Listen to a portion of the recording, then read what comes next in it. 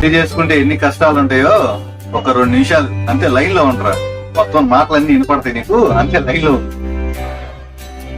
ఏమండి వస్తుంది, లైన్ లోనే.